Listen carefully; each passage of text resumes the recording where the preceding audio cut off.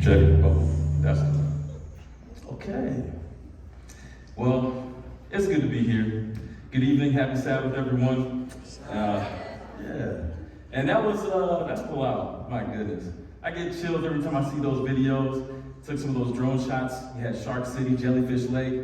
I'm telling you, there's so much out there to experience. Just go. And I couldn't actually end my talk right there because Anna, right? Anna came up and she hit all the points I was gonna say. So I'm just gonna sit down, call it evening. No, I'm kidding. I'm gonna say a little bit more. But what she's saying is absolutely on point. She hasn't even gone yet. So her story, when she comes back, I might have to come back to hear that. I might have to come back.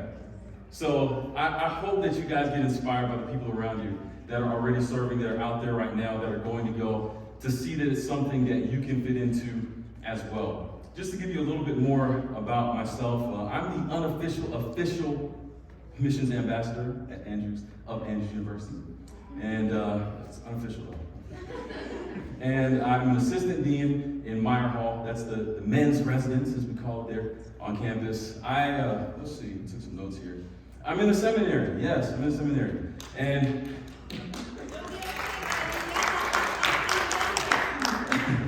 I have to give a disclaimer with the seminary, because I'll admit, my first couple years at Andrews, I didn't want to admit that I was in the seminary because of many things, but I actually don't want to be a pastor. Every time people hear seminary, they think pastor.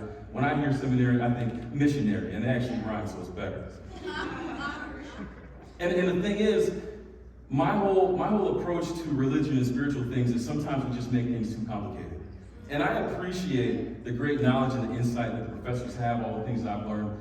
But in the back of my mind, I'm thinking, now how would I break this down for a fifth grader? Because if I can't make them understand it or appreciate it, what am I really taking the time to do? You know what I'm saying? Good news isn't good news if no one can understand it. You take that one to the bank. Take that one to the bank. So as I said, I spent 5 years in Palau. Definitely the highlight of my life.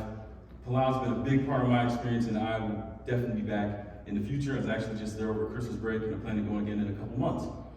And one of the projects that I really got into as a result of the mission experience was podcasting. So this is a shameless plug for my podcast, Go to the Mission. Anywhere you listen to podcasts, go ahead, like, subscribe, share all that good stuff. And if you want to get some vlogs on missions and the experience and see what I did when I went back to Palau, go follow the Buff Missionary on YouTube. It's the Buff Missionary, yes. Follow the Buff Missionary on YouTube and Instagram. You'll see some of the things and some of my interactions out there, just traveling. It's a good time, all right? Go ahead, like, subscribe, share. You know how to. Anyways, I'm always excited when I get presented with the opportunity to speak on missions.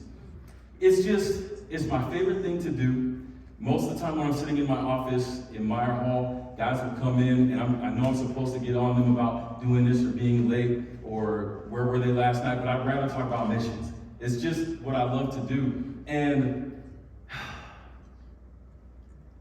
there's so many different things that I could talk about right now. I was told last night that I needed to speak for between 30 to 40 minutes, or 20 to 30 minutes or something like that. And it's funny because I had originally planned like 10 minutes, so it was a little switch up to the game. But when you start adding things, it's just like, oh man, I don't know how much is too much. So we'll see what's gonna happen, all right? Hopefully I don't bore you guys this evening. We'll start with that. But there's been one question in my mind over the last couple weeks. I've had opportunity to speak on missions a few different times over the last couple weeks, and there was one question that kept coming into my mind. Why am I here? Why am I here? Now, this question is actually a really deep question, but more often than not, we use it in a joke, right? You might have said, why am I here, when you're in that classroom doing that test you didn't study for. Why am I here? You might say, why am I here, when you're in the line at Tim Hortons and it's not going anywhere? You might say, why am I here, when you went on that blind date? Oh. Hey, you thought it. I'm just saying. You might have said, why am I here? Oh, I might have thought, why am I here when I got back to the United States? Because when you find purpose in a place outside and you come back and it doesn't meet up with your expectation anymore, it's like, why am I here? But at the same time, I'm supposed to be going back in a couple of days, so hopefully they'll let me back in. Why am I here?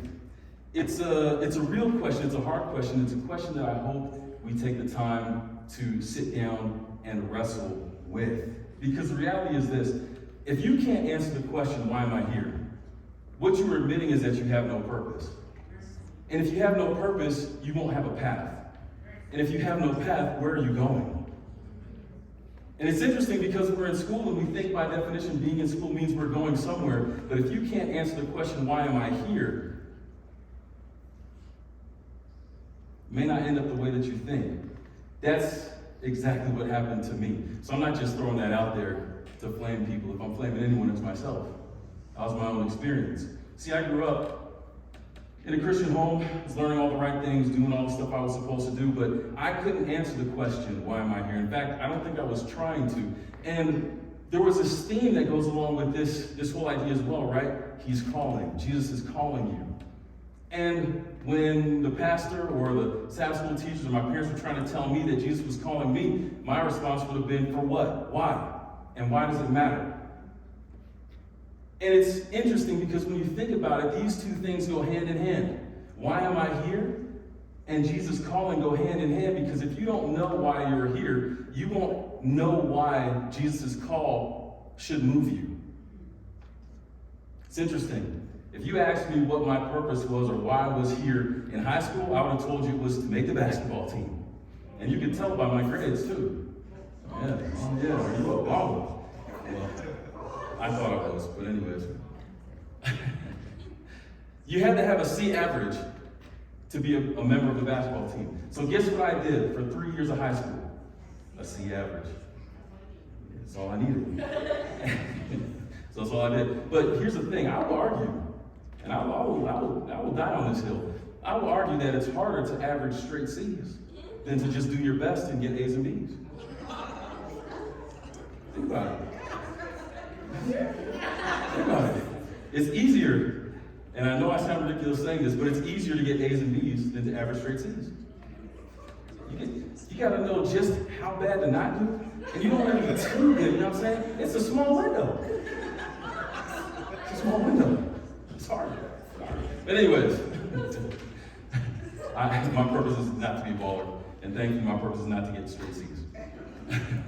But the point is, in high school, I had no direction. Clearly, I had no direction. And this continued all the way through my college experience as well. Oh man, 4 years of not really knowing. I heard someone saying about switching majors many times. I switched my major 3 times in the first week. Yeah, and I started with computer science and animation, and by the time the week was over, I was an architect. Next week, different story. But needless to say, because I was struggling with, and maybe even just avoiding answering the question, why am I here, and avoiding Jesus' calling on my life, it gets down to the point where I decided that, well, my purpose has to be about making money. So halfway through my college experience, I switched to business, finance, accounting, with the express purpose of making money. It's a great field and we need those, but I was in it for the wrong reasons. And we get down to my 5th year. Like I said, I switched a lot of times. 5th year of college, senior, super senior, graduating in 3 weeks. Oh man, such a great experience. I was like, I'm never going to school ever again. I was so set, or so I thought. 3 weeks to go until graduation, and our business department had hooked us up with interviews, networking with local businesses and bigger companies in the area where we were. I secured an interview with Nationwide Insurance, one of the biggest ones. I was like, oh yeah, my plan is coming to fruition, let's go. I ended up going downtown Chattanooga, went up their elevators, one of the fastest elevators I've ever been on, up 30, 35 floors, like it was nothing. And I get out there to meet the guy, and immediately I knew this is not for me. I step out of the elevator, and it is dead silent. Oh, well, there's people there. There were a lot of people there. But it was dead silent. People, all you could hear was the clicking and clacking of keyboards. You saw people at their desks looking at multiple screens. I felt creepy in there. It was like, it just wasn't for me. And so I had this thought in the back of my mind while the guys asked me questions, what kind of stuff do I want to do with business? And I'm giving half-hearted answers because I knew I didn't want to be there. And eventually I said, you know what, let me stop the bleeding. And I told him, you know what, sir, gotta thank you for your time. Definitely appreciate these questions, but this isn't for me. Like, we don't have to do any more of the interview. Like, I'm good. And he's like, well, you know where the elevator is? I was like, yes, I do, and I left. But again, 3 weeks and I'm supposed to graduate, right? And yet somehow the thing that I had spent the last several years investing my time into, that's gone. Why am I here? Jesus calling me for what? This is the situation that resulted in me ending up in Palau for the first time. It's amazing. I had no intention to go. I went because I had no plans after graduation. I went because I wanted an adventure, because I wanted to put off paying student loans. That's why I went the first time. But God used that experience to show me something that I'd never experienced or felt anywhere else before. I found something there that first year that I was like, whoa, I need more of this. For all that education that I had, I couldn't even tell you what it was that I had found. I just knew I needed more of it. I ended up coming back home after the first year, but I always knew I had to get back to Palau. I had to get back there. I didn't know what it was, couldn't put my finger on it. I just knew I had to get back. 5 years later, I was able to go back. This time I stayed for 4 years. And I found out what it was. Because there's some kind of joy when it comes to giving of yourself for others that you can't get anywhere else. I will say this, the mission mentality, if you embrace it, is something that you can apply anywhere, even here at home. But for me, I had to go halfway around the world to find it. And once I was able to identify it, it changed everything for me. Now, Palau is still a huge part of my life. As I said, I was just there. The first time I went, my first year was in 2010. Went back from 2015 to 2019. Was there over the Christmas break, going back again in a couple months. The last 12 years, Palau has been a part of my experience. In fact, right now at Andrews, there are 2 students there that I taught when they were in 2nd grade. And we're classmates now. That's crazy. But it's not something, I wasn't planning on saying this, but I'll say it now. A lot of people look at missions like it's a waste of time or it's going to set you back or you can't afford it. Throw all of that out. When I see the faces of students that I taught years and years ago and I see them now, you can't tell me that wasn't worth it. You can't tell me that years and years of missionaries going out there wasn't worth it. It was. Because they're going from their country, not even Adventist background, but because of the influence of missionaries, they want to go not just to the United States to go to college, they want to go to an Adventist university. That's crazy. But we're seeing it happen right now. In fact, from that graduating class, there's 2 at Andrews, there's 2 at Southern, there's 2 at Walla Walla, and there's 3 more in California. Unprecedented. But it's the result of years and years of student missionaries giving of their time, saying that, you know what, this is worth it. A paycheck will never bring that kind of satisfaction. Never. And like I said, I work at Andrews, so I would know. Hey, you know how it is, I've been in school, we do what we can. But here's the thing.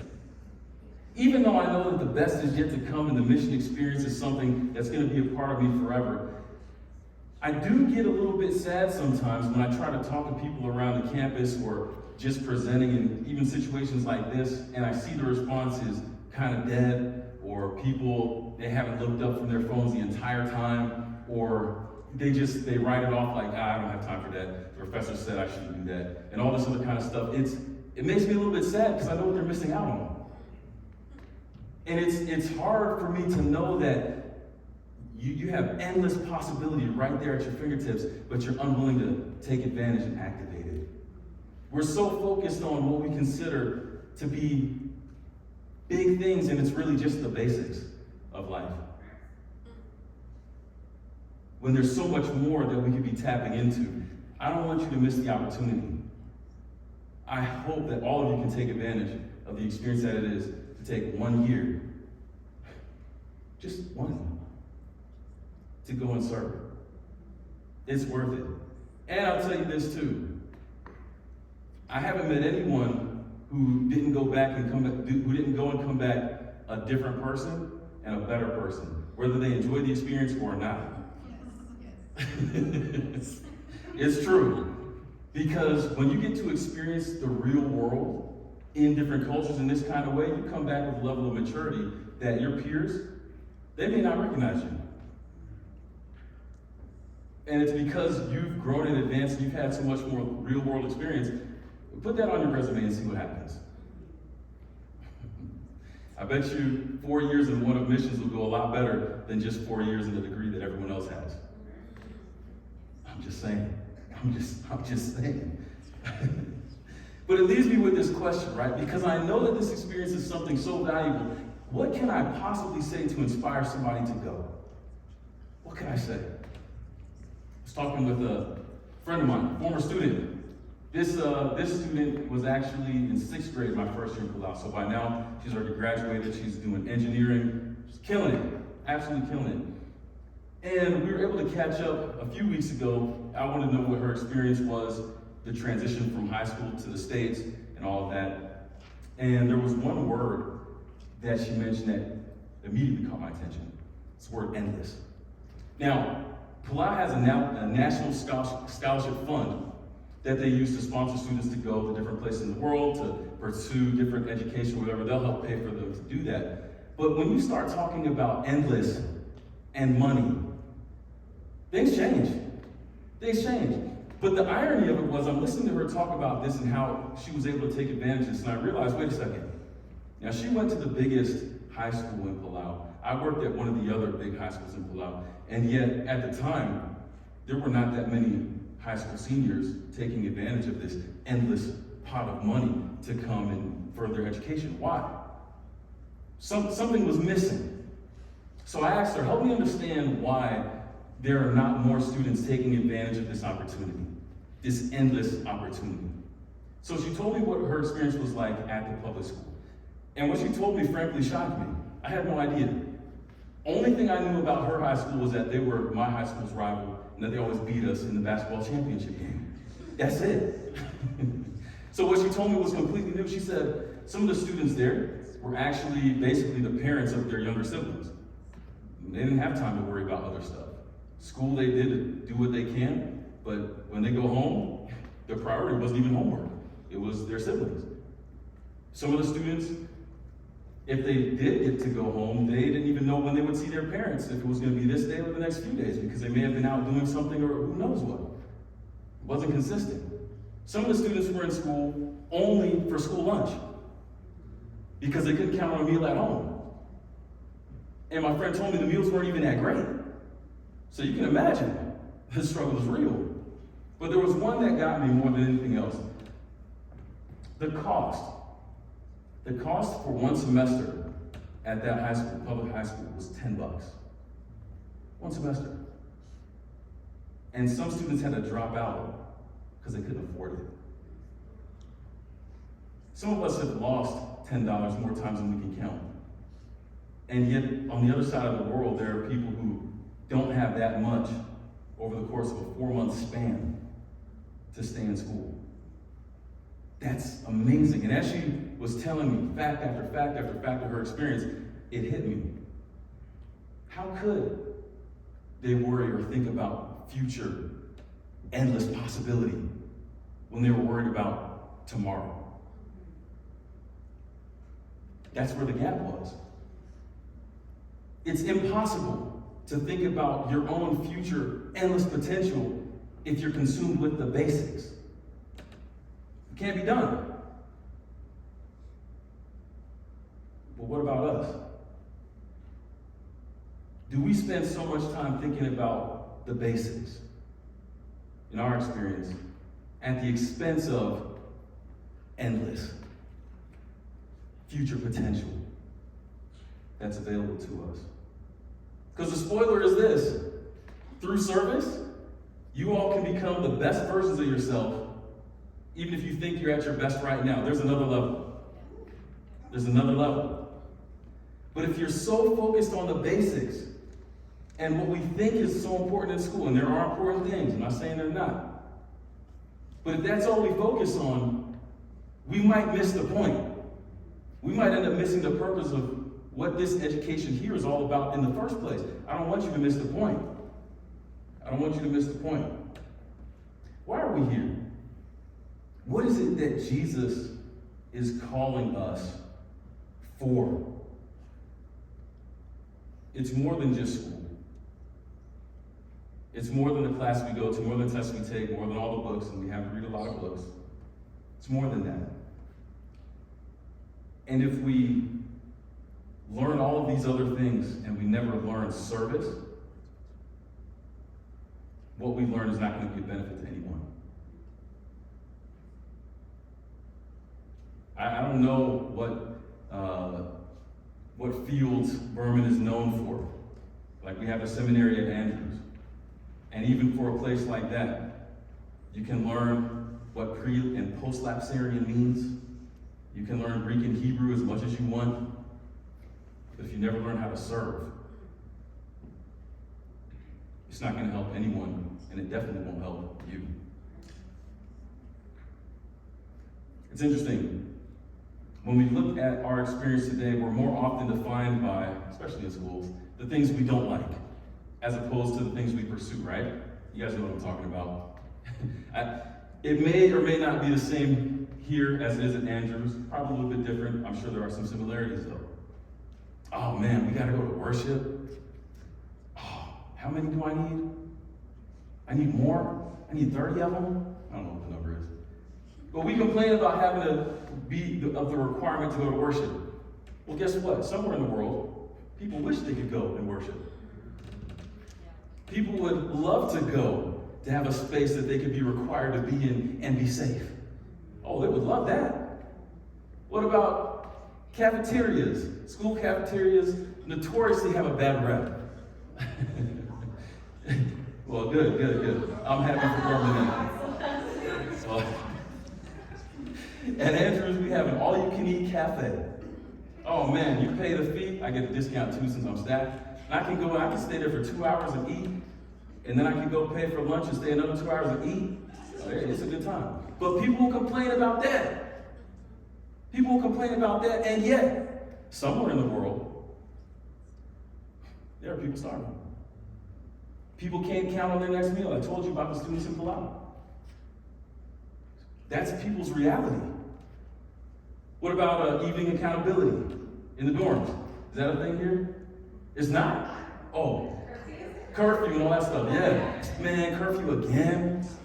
I gotta be back by 11:15. I'm gonna get a late if I'm 2 minutes late. Come on. The dean's gonna talk to me if I show up missing. Come on, man. I'm tired of that dude.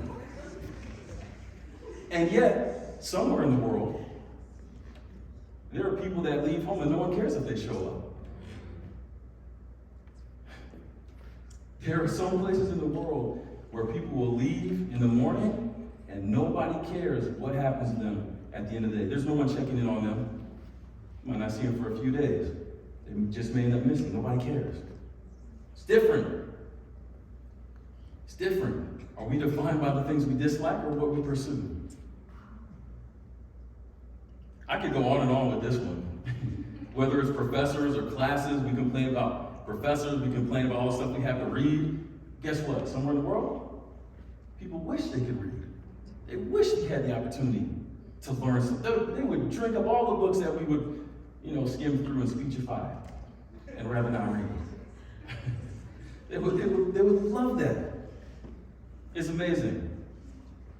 I am not satisfied with believing or even thinking that we're good with that. That's what we think school is about. But when we focus on the basics, that's what we make it about. We make it about those things and we miss on the great opportunity that is ahead of us. At Andrews, we have the church, Pioneer Memorial Church, and right outside of it there's a statue. The statue is of John Nevins Andrews. Anybody know who that is? Somebody tell me who he is. What's his claim to fame? Yes, the first official Adventist missionary. There's actually one who went before him, but he wasn't official. I have respect for the unofficial, as I told you before. But it's a statue of John Nevins Andrews, the first official missionary from the church. And he's there. The statue is of him and his two kids, and he's pointing out into the distance. And on the statue, there's this quote that says, "Legacy of leadership." That's what it is right there. Now, it's funny because I actually asked a church full of students at Andrews what the quote was on the front of the statue, and nobody knew.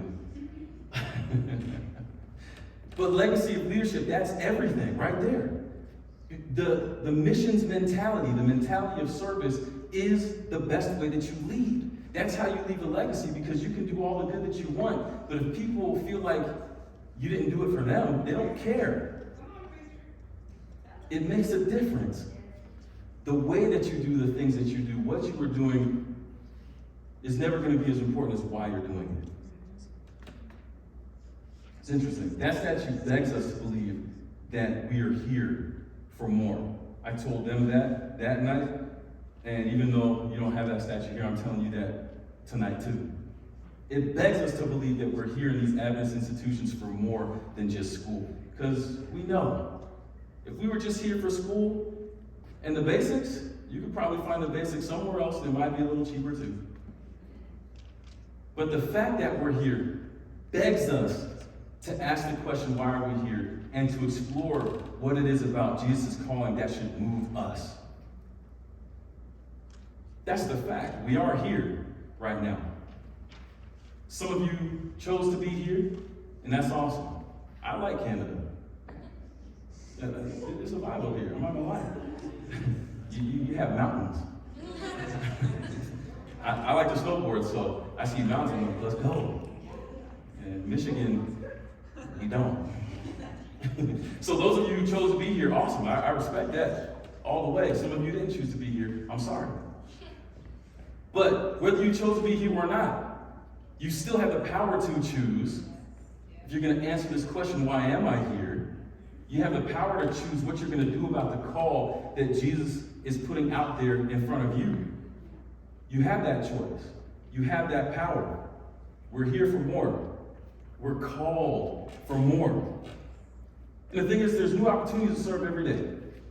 Whether it's here, whether it's around the world, trust me on this. Adopt the mentality and the mindset. Because the more you serve, the more opportunities you'll find to serve, the more enjoyable your experience will be. I'll tell you this. One of the reasons I ended up in Palau for 5 years was because I was trying to outgive the Palauan people. They're a very giving culture. And my second year that I was there, I said, you know what? I'm going to give everything that I have for these people. And I did. Gave everything that I had. And at the end of the year, they did more for me than I did for them. And so I went back the next year and I said, I'm going to give everything again. And I found that I had more to give too. Because of what I saw them give me, I was like, oh, well, I can do this, this, and that too. Okay, I'm going to do that. And the next year, the same thing happened. Gave everything that I thought I had to give, just to find out that I had more to give. Fourth year, gave everything that I had to give, just to find out I had more to give. It doesn't stop. And it won't stop for you either. That is a pursuit worth pursuing. That's something worth living for. And the thing is, this is a very high and an endless calling. Okay? You might be sitting here yourself thinking, man, 1 year? That's a long time. You may be convinced that you can't afford it. You may have heard what professors or whoever might have said. Maybe it's friends, peer group. Man, don't do that. Graduate with us, those kinds of things. I've heard them all. It's a high and an endless calling, and it's hard to step out there to do that. But it's okay, because you don't have to do it by yourself. You were never supposed to. And God actually gives us a promise to prove just this. Here's a verse. If you have a Bible, feel free to open it up. It's in Ephesians chapter 3, verse 20. Now, this verse is always used out of context. Now unto him who's able to do exceedingly abundantly above all that you ask or think, according to the power that works in us. You've heard that before, right? But how have you heard it used? For what? Speak up, I can't hear you. Okay, in a benediction context, right? And it's usually applied in the sense of prosperity, for me to have more of the things I want, me to have better grades, me to do better with financial stuff. That's the context we usually hear it in, but the context that it was given has nothing to do with that. The real context of this verse is service. If you read through Ephesians chapter 3, you'll find that Paul struggled with the exact same thing that we're talking about tonight. Answering the question, why am I here? And what he's doing about Jesus' call in his life. See, he's writing to the Ephesians, telling them why he's talking to them. They couldn't believe that somebody would go and bring this thing called good news and gospel to them. Why? Because for years they were treated like outcasts. It wasn't good news for them. It never had been.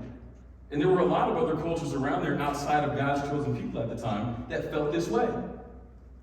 Interesting. So Paul has the literally right to convince them that what he's doing makes sense, that it's legit, that he's not trying to pull a fast one on them. The Ephesians want to know, why are you here, Paul? We hear you talk about this good news that Jesus died for us and all this kind of stuff, but why are you here? There must be some ulterior motive. And in chapter 3, he lays it out. And he tells them why he's here.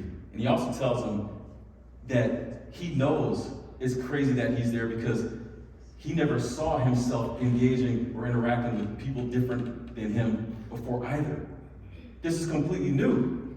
But he found something to help him accomplish the goal. And the same thing that he found to help him accomplish the goal is the same thing that the Ephesians could use to accept the gift that they were being given. That's where this verse comes in. Now unto him who's able to do exceedingly abundantly above all that we ask or think. That's what God had done in Paul's life. That's what he was trying to convince the Ephesians that God wanted to do in their lives. Exceedingly abundantly, the good news is for you. The gospel is for you. Jesus is for you. Jesus is for us to share with everybody. And we know that Paul had his dust-ups with the rest of God's people when it came to interacting with other people who weren't like them. We know that. That's the context of why this verse is given and why it's so important. So at the end of the day, the same thing that was true then is true for us now. God was just as willing back then to do exceedingly abundantly to help Paul in service of other people. And clearly it paid off. The man wrote about half the New Testament. He reached more people than anyone else. We refer to him as the great missionary. There's a reason for that, because of Ephesians 3:20. Paul believed that no matter his limitations and his mentality before Jesus came into his experience, and we know how that went, that once Jesus came in, he could do something beyond anything that he thought was possible to help him share Jesus with someone else. And that's what it's all about. It doesn't matter if you don't think you have the skills or the ability to go out and serve. God has some exceedingly abundantly beyond what you think for that. It doesn't matter if you doubt that it's for you. Let God in, and he can do a little exceedingly abundantly on the way you think. You might just be scared of a plane. Guess what? God's got some exceedingly abundantly for that too. No matter what, God will give you everything that you lack and even the things you don't know that you lack. Because he wants us to go out and answer this call and to realize why we're here. The reality is that gap we talked about in the beginning, that endless potential that awaits us, it's achieved through service. Not only for us to reach our endless, but to help other people reach endless as well. Once we realize what's really important, we start focusing on that, it's a game changer. It's a wrap. And then we'll really be able to see this world change We can't expect to change the world unless we're willing to go out and experience change in the world. We can't make a difference in the world if we're unwilling to go out and experience the differences in the world. Service is the vehicle by which we get to do that. I was talking with my friend from before, the former sixth grade student, and she told me about how she was asked the question that we're always asked in these interviews. Where do you see yourself in 5 years? Where do you see yourself in 5 years? Her answer was simple. 3 things. I want to be happy, I want to help other people, and I want to help other people be their best. She figured it out. She figured it out. Life's greatest joy and fulfillment comes through service. That's how we achieve that. She figured it out, and I believe that we can too. I want to challenge you guys this evening to wrestle with that question, why am I here? Don't just take Jesus calling you as a fact and a truth that we know, but take it as something that you can take advantage of, something that you can act on. Why are we here? To go, to serve. What is Jesus calling us for? To learn that through service we can become our best and we can help others be their best too. Take advantage of the opportunity. Choose to serve. Take God up on His promise to do exceedingly abundantly in your experience and to show you that you're capable of serving in ways you never thought. And you'll probably find your best self in the process too. Thank you.